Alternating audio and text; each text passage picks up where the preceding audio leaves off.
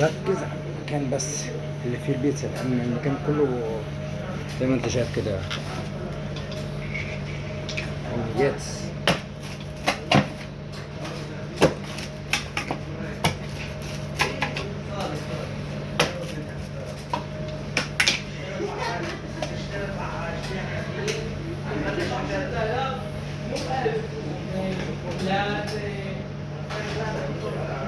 ماني تبهوت